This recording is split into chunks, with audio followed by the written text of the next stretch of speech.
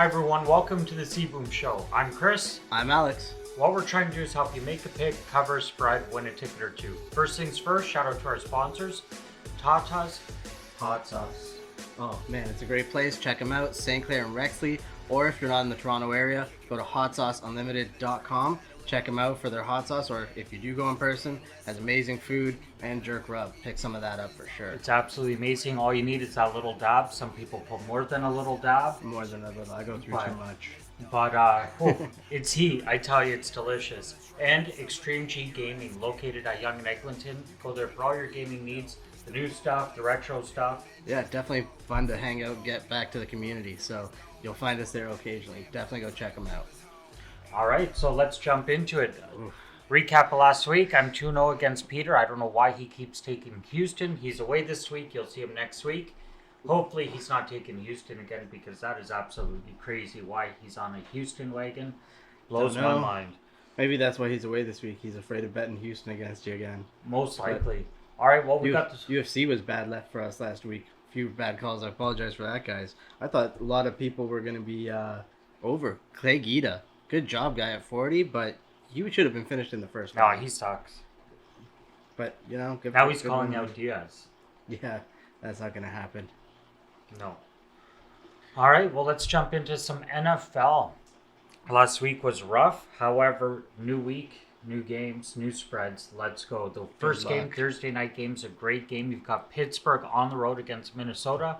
Minnesota's at home -3. You're obviously going to take Pittsburgh. I'd take Pittsburgh for the general win in this. Yeah. To get any pluses on there, good job. It's going to be a big upset. Let's go Pittsburgh. All right, the next game, you've got Atlanta at Carolina. This is a great game. Carolina's at home -2.5. You ready for it? Carolina, big upset. Although they are the favorite, in my eyes, it's a 50-50 game, but Carolina's going to do it. Cam Newton, let's go. I feel like the 2.5 is fair as well. They win by a field goal, covers the spread. Yeah. The next one, get ready. Baltimore at Cleveland. Cleveland at home, -2.5. You got to take Baltimore. All day. It's Plus going to be an 2.5 upset again? week. Let's go. Good to go. The next one is Dallas at Washington. Washington's at home. Dallas is on the road, -4. I like Dallas. This is going to be one of the games, if you're playing a ticket with 7 or 8 picks, flip this one. It could go either way. I was going to say the Washington football team. They're not bad. Yeah. Followed up by Jacksonville at Tennessee. Tennessee's at home -9. Yeah, you take Jacksonville. Nice. I like the +9. No way. Go ahead, try it. Tennessee -9 all day. I don't see Jacksonville scoring in more than one quarter. And that one quarter could be only a field goal. I think it could come down to a touchdown. No way. No way. All right, let's move on to the next one. You've got Vegas at Kansas City. Kansas City's at home -9.5. I wonder what the coin flip is this week. They were wrong last week. The one time I followed Buddy's coin flip, out of 14 weeks, it's wrong. One time. All right, so this is going to be a good game. I like KC at home -9.5. -9.5's tough, but it's KC. They could do it. They could do it. The next one is the Saints at the Jets. Sorry, Gary V. Saints are taking it. They're -5.5 on the road. They're going to win by at least a touchdown. I'm going to adjust it to -8.5 on one ticket. I mean... It's the Jets. It's the Jets. Take this to 6.5, and I feel you can be safe. Yeah. One touchdown. It's good. Yeah. All right, the next one, Seattle at Houston. Seattle's -7.5 on the road against Houston. Peter, don't even think about it. Russell Wilson, let's go. He's going to win by at least 10. I understand why it's 7.5 and not more, like everybody else had. However, it's going to be a blowout win for Seattle. The next one is Detroit at the Denver Broncos. Broncos are at home -8. -8. I think that could be moved up a little. -9, -10. Yeah, well, Detroit came out with the win over Minnesota last minute last week. It was. Isn't that their first win of the season? Let's not go there. The Giants at the Chargers. just mosey on through that one. Yeah. All right. Well, here's another big spread for you: 10.5 at home for the That's Chargers over the Giants. This is one where Chargers had a big blow win. They were my only loss last week at Cincinnati. I just don't like the 10.5. Only loss on one of my tickets. Right. Let me clarify that. I just don't like the 10.5. I feel that's a big number. I don't know if they can have another big blowout, but people are expecting it. It's crazy. Let's see what happens in that one. If I had to take somebody, I would take the Chargers. The next game is Buffalo at Tampa Bay. This is going to be an exciting game. Tampa Bay's at home -3. You take Tampa Bay, obviously. -3, that's nothing. Yeah. Then you've got San Francisco at Cincinnati. Cincinnati's the favorite -1. Let's go. Yeah. Cincinnati at home. -1 again. Show Those up. are. Let's go. That -1 is a coin flip. Yeah, straight up, I agree with you. Yeah, those are coin flip odds. Cincinnati has to do it. Chicago and Green Bay. This is going to be absolutely excellent. Green Bay's at home -12.5. That's a crazy game. No. 12.5. No. You think it's going to be a blowout? That 24 points. You're calling 24? I'm calling to be up 7 points every quarter. Oh. Break the game down into 4 sections. Every section, Green Bay will be up 7 points. That's tight. I think even the 12.5 is a lot. I think 2 touchdowns at most. The All right, rivalry, we'll see. blowout win. Look what happened last time. It's a big rivalry, and Aaron Rodgers left the field last time yelling, "I own you, people." Okay, well, we'll see. We'll see. All right, last game. I'm going to be watching that one for sure. Go Aaron Rodgers. All the power to you. Stop listening to Joe Rogan. But let's go, buddy. You got this. I like Aaron Rodgers. All right, next game, you've got the Rams at Arizona. This is the Monday night game. Arizona's at home -2.5. Ooh. It's going to be a good game. It's a small spread. It's almost like a coin flip again, That's just a field A goal. field goal. Monday night games are tough. If you're getting a ticket with 7-8 picks, always flip the Monday night game. Get 2 tickets, the exact same. However, the last one with one team, one with the other. If I had to take one, I would be taking Arizona at home. I think that's. And I wouldn't be adjusting the spread. I'd leave it at a field goal. I think that's fair, and you're right. I always say box the Monday night game, buy 2 tickets with them flipped, same thing. Then at least you're not worrying on Monday night. If you've got the win. My on the blood others, pressure can't take that. It goes through enough on Sunday. So Monday, let's just take it easy, relax, and just watch some football. Watch some football and count our money. That's what we got to do. There you go. All right, let's move on to MMA. My God, last week was a little rough, but this week we have an amazing UFC pay-per-view coming up. It is just stacked from the early prelims right to the main card. UFC 269. Andre Munoz versus Eric Anders. That's going to be a very tight fight. It's basically a coin flip in odds, 1.72 versus 2.1. Eric Anders' record is not as good as it should be. He takes a lot of short notice fights for the UFC. This is one of the first times he has a full training camp to go in. I think he's going to actually overperform. I think we're looking at Eric Anders for the win there. And again on the early prelims, we have Ryan Hall versus Derrick Minor. Ryan Hall is the guy we laugh at about doing all those flips in that one fight. I was so mad. I had everything on this guy. I waited. He hasn't fought in like 2-3 years in a long time. I waited a long time to watch this guy since fight. Ultimate Fight. I followed him forever. He was the craziest guy. Submissions, just nuts. And then in the fight, it was like, what the hell is this? Like gymnastics? Like he's doing somersaults, like literally somersaults, rolling around the mat. I'm like, oh. Yeah. Disgusting. I was so mad, but how do you bet against him? Yeah, that's what I was about to say. He's up against Derrick Minor. Derrick Minor has some decent wins, but nothing compared to Ryan Hall. The records are not similar. The skill level. You got to go with Ryan Hall. Take him by submission. I think that's going to be submission of the night. You're going to see something crazy out of Ryan Hall. He has to. Or a knockout. He'll be flat up knocked out again. I don't know. But that's going to be a fun one to watch. I would take Ryan Hall. He pays 1.45. Not the greatest odds. You could skip him if you wanted to. That's fair.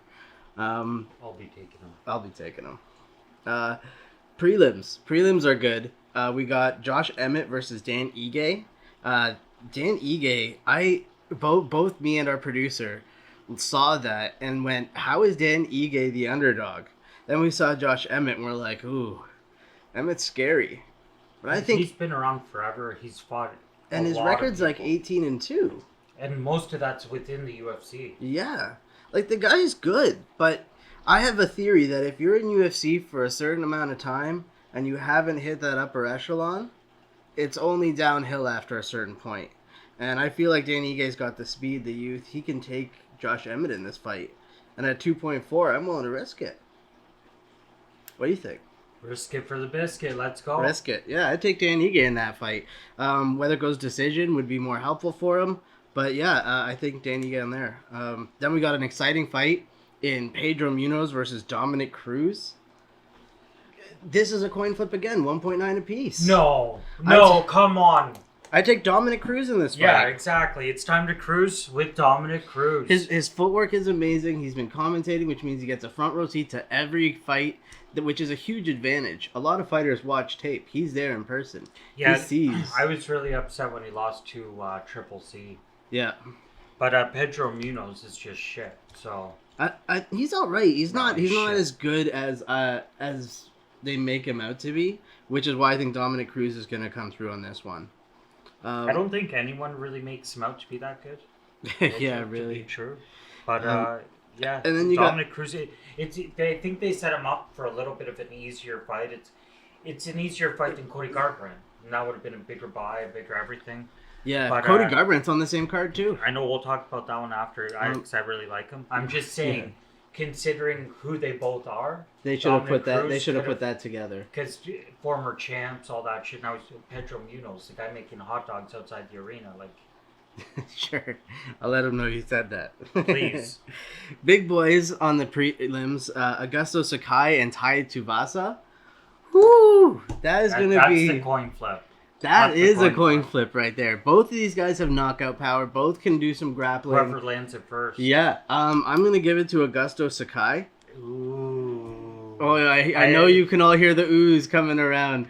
It's, the reason I'm doing it is because I feel he's a better counterpuncher. He can throw more knees. We saw him against Alistair Overeem, where he basically beat Overeem at his own game. I feel like Tuivasa's going to have to take him down and do ground and pound to get damage. And having the weapons on the feet for these big boys, that's where they really land their power from. So for that reason, I'm going to give a slight edge to Sakai. But by no means is this a win, like a rollover. This is a coin flip if I've ever seen one. Yeah. And that brings us to the main card.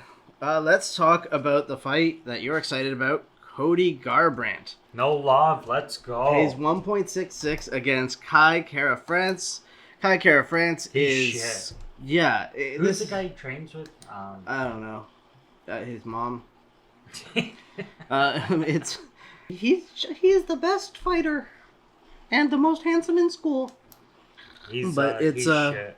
Yeah, honestly, looking at his record, the people he's fought, the way he fights, he hasn't been fighting the level of opponent that Garbrandt has fought for as long as Garbrandt's fought. Just experience alone, the people he trains with. If he fumbles, like, anyone can lose a fight. You just walk into a punch, but realistically, Garbrandt should have this a pretty easy day, which is what Sugar Sean O'Malley is hoping for too. Sugar Sean, let's go! I can't wait for that fight. He's been hanging out with 6ix9ine a lot, partying a lot. Did you hear what he said to Dominic Cruz? What? Well, Dominic Cruz was criticizing him for not taking better fighters. And he turned around and said, "There's a reason you're on the prelims and I'm on the main card. Nobody wants to see you fight, old man." Realistically, he's fighting Ruyan Paiva. Paiva's no slouch, but he's not much better than Kai Kara France. He's another one of these guys I just don't believe should be main carding it. Sean O'Malley for trying to prove something. Pick an opponent who has done something. No, man, who else throws threes in the center of the ring after they do a knockout? Sugar Sean. Love it. I think he's great. I think he's great for the company. I think he's a great guy. You and Connor and Sugar can go to the bar and drink some proper 12, okay? No, I'm not a big Connor, I'm not a big Connor fan. But realistically, I don't think this is a fight that has any meaning. If Sean O'Malley is already ranked higher than Paiva, what's the point? He beats a lower ranked guy. Fantastic. Sean O'Malley's not calling out any for belts or anything like that. I think he's looking to get a little bit more exposure, experience before he goes for those big names. He's very new. But he's acting fresh. tough. He's calling people out. He's starting stuff with Dominic Cruz stuff. Starting shit with Dominic Cruz.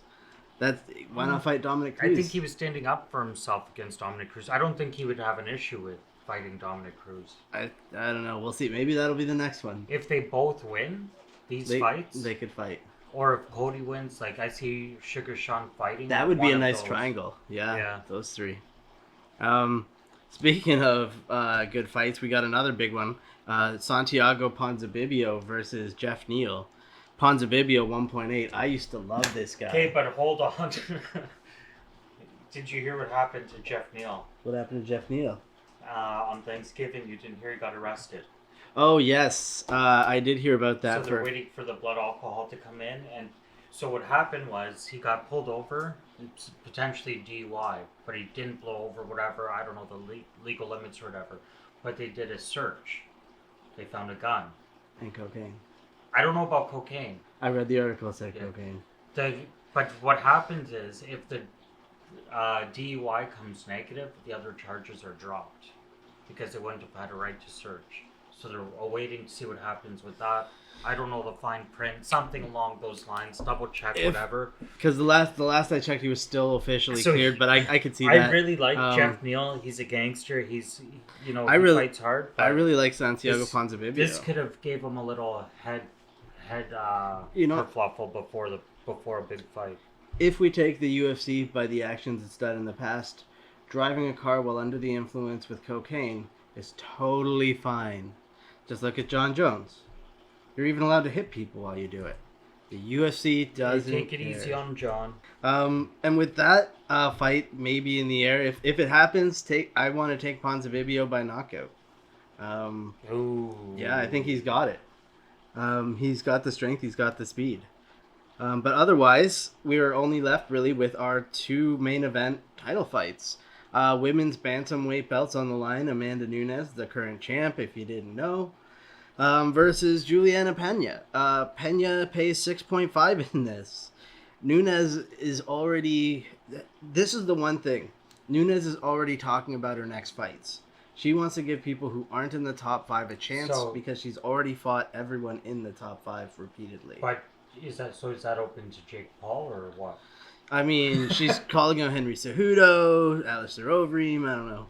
To be realistically, she's already looking to fight easier opponents. She's already walked through Juliana Pena. I hate seeing fighters that do that. As soon as you underestimate your opponent and you think it's too easy, 1 or 2 good shots, a good combination, you're rocked. So realistically, I want to say Amanda Nunes wins, but man, if there was an upset... No, there'll be other upsets. I don't think Nunes... I don't like Nunes. I like Cyborg. I don't like Nunes. I just don't like her. I think she's tough as nails. But she won't lose this fight. I don't think her. I don't think she'll lose either, but man, would I love to see that. And then we have the main event that everyone's been looking forward to. Charles Oliveira versus Dustin Poirier. Poirier, let's go. I take Poirier at 1.61. Oliveira pays 2.37. I don't think that this is an easy fight for either guy. It's a lot going on. Oliveira can easily use his long kicks to try and keep Poirier at range. If Poirier gets it within a kick, he's going to flurry him with combos because he's that much faster with his hands. The wrestling versus jiu-jitsu is going to cancel each other out. It's a tight fight. Poirier. I think Poirier, he's but a bit I'm tougher. even going to say decision. Because he's tougher. Could be draw. I don't think it'll be draw. Neither guy fights too dirty, and I don't really... There might be a 10-8 round. If you're going to go 2 draws on this card, you go the Garbrandt fight and you go the Dominic Cruz fight. Ooh. I could see that.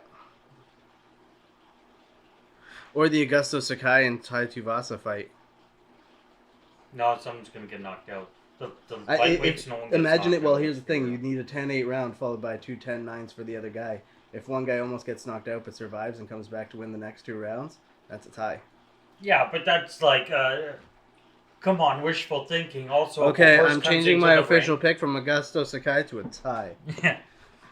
Thinking All right. about it, I have to. And Take that fight to go the distance. go the distance. Yeah, that'd be crazy. And then there's one last thing I did want to talk about. It isn't MMA, but it is fight related. Jake Paul versus Tommy Fury. Everyone's heard the news. Tommy Fury is out, and in steps Tyrone Woodley.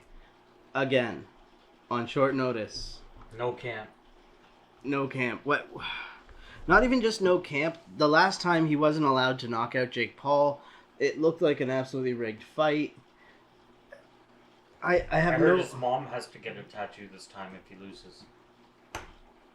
You You don't know if I'm joking or not. No, I don't. It's Jake Paul. It could be. That could be the bet. So regardless, I really don't see Tyrone Woodley winning this fight. He took this for the money. He's not allowed to win. That'll be somewhere in the contract where he can only win by decision or something. I think Tyrone wins. I think I'm going Jake Paul again. How can you say that? I know it sucks, but it's because the contract's rigged every time. Don't get me wrong. I love Look what at the both the Paul brothers are doing. They're fighting like the one's got a fight with Tyson coming up. Like that's crazy. Look at the Ben Askren fights. They had Ric Flair, man, and a fake Hey, if CGI they arm offered me wrestling to save tournament. money to go fight at an event with Ric Flair, Snoop Dogg, Justin Bieber in the crowd to fight Ben Askren, I'll do it. Yeah, so would I, but I'm not going to call it a real sport. It's all CGI. It's all fake. All right. Well, that's going to be a good fight. It's a couple weeks away, a week and a half. As soon as you're able to bet on it, I'm going to bet on it to go the distance. I don't think either guy will get knocked out. I think it'll go to decision. That's the Oh, only boy. bet. That's the only bet I feel safe making. It's going to be a good one. All right, guys. Thank you so much for tuning in this week. We'd like to thank again our sponsors, Tata's Hot Sauce Emporium. Brings that flavor to your table. Amazing hot sauce, amazing jerk rub. Available at hotsauceunlimited.com. And Extreme G Gaming, located at Yonge and Eglinton. Go there for all your gaming needs, whether it's the new stuff, the old stuff. And everybody listening on all our podcasts, thank you so much. You've got Apple Podcasts, Google Podcasts, Spotify. All the others are listed down below, so please take a look. And thank you so much for everybody listening. But before we sign off, we're going to give you that special recap of the top picks of the week. So the first one, you're looking at Pittsburgh for a big upset over Minnesota, followed by Baltimore, another upset over Cleveland. New Orleans over the Jets, Seattle over Houston, and Tampa Bay over Buffalo. And for fun, you always take Green Bay against Chicago. Always, always, always. If you're going to throw some MMA into that, I definitely suggest taking Dan Ige as a big underdog. Should pay out good. So throw that on your picks. All right, guys, thank you so much. Have a great week. Good luck and have fun. Good luck. I need to find my way back. I need myself. I need a good day. I need a better year. I need a blunt big enough to forget I'm here. I need some food for my thoughts and I need some wealth. I need to find my way back. I need myself.